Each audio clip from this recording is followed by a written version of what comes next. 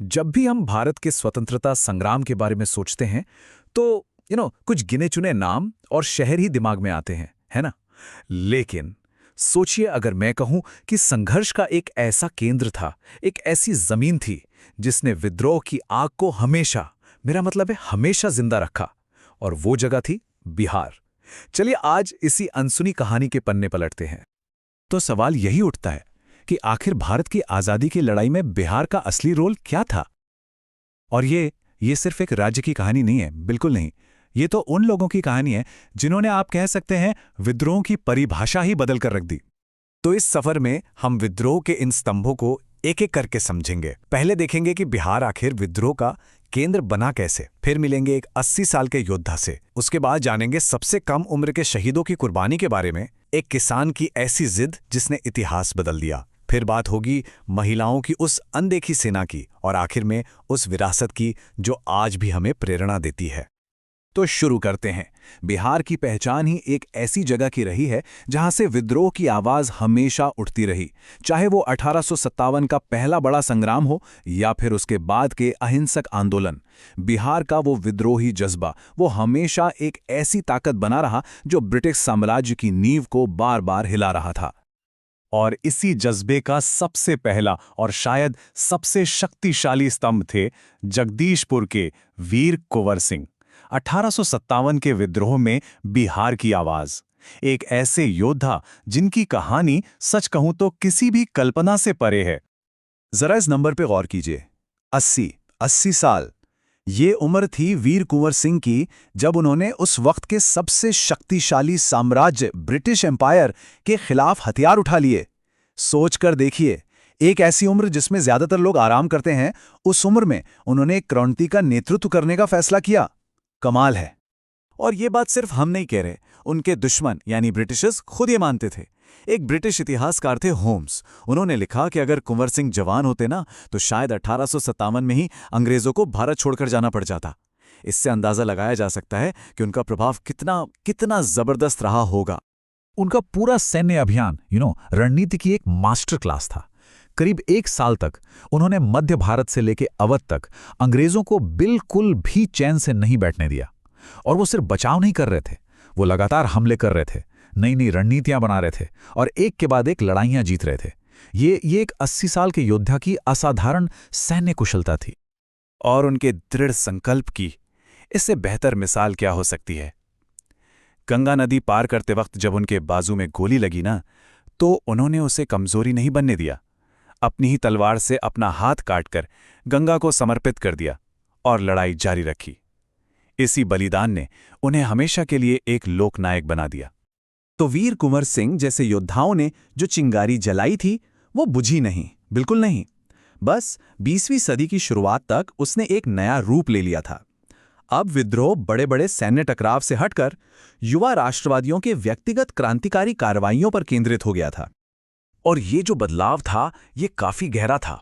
देखिए, जहां 1857 का विद्रोह एक व्यापक सैन्य टकराव था, वहीं 1900 के दशक की शुरुआत में क्रांति का मतलब था गुप्त समितियां, लक्षित कार्यवाहियां, जिनको नेतृत्व दे रहे थे जोश से भरे हुए युवा। और इसी दौर की एक ऐसी ही घटना थी मुजफ्फरपुर बमकांड। निशाना कौन था? एक बदनाम जज डगलस किंग्सफोर्ड, जो स्वतंत्रता सेनानियों को कड़ी से कड़ी सजा देने के लिए जाना जाता था। योजना बनाई 2 क्रांतिकारियों ने, खुदीराम बोस और प्रफुल्ल चाकी। लेकिन किस्मत देखिए, निशाना चूक गया और इसके बाद जो हुआ उसने पूरे देश को झकझोर कर रख दिया। सिर्फ 18 साल की उम्र में खुदीराम बोस को फांसी दे दी गई। सोच सकते हैं? लेकिन उनका बलिदान बेकार नहीं गया, बिल्कुल नहीं। उनकी शहादत ने भगत सिंह जैसे न जाने कितने ही नौजवानों को प्रेरणा दी और क्रांति की आग को और तेज कर दिया। तो अब कहानी एक और मोड़ लेती है।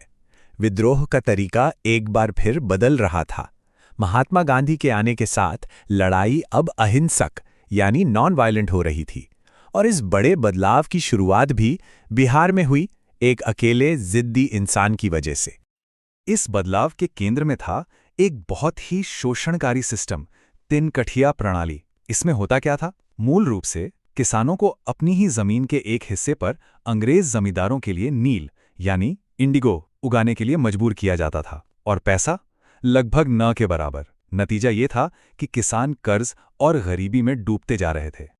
और सबसे दिलचस्प बात पता है क्या है? गांधी जी ने खुद अपनी आत्मकथा में लिखा है कि उन्हें तो चंपारण का नाम तक नहीं पता था। उन्हें कोई अंदाजा नहीं था कि नील की खेती क्या होती है। तो फिर वो वहां पहुंचे कैसे? इसका पूरा श्रेय जाता है राजकुमार शुक्ल को, एक साधारण किसान, लेकिन इतने जिद्दी, इतने लगन वाले कि वो गांधी जी को मनाकर चंपारण ले ही आए। और बस यहीं से भारत में गांधी जी के पहले सफल सत्याग्रह की, यानी अहिंसक प्रतिरोध की नींव रखी गई। ये दिखाता है कि कैसे एक आम इंसान भी इतिहास का रुख मोड़ सकता है। लेकिन ये कहानी सिर्फ पुरुषों की नहीं है।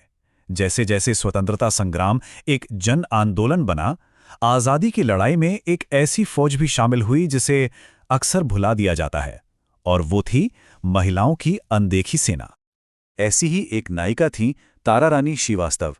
साल था 1942। भारत छोड़ो आंदोलन चल रहा था।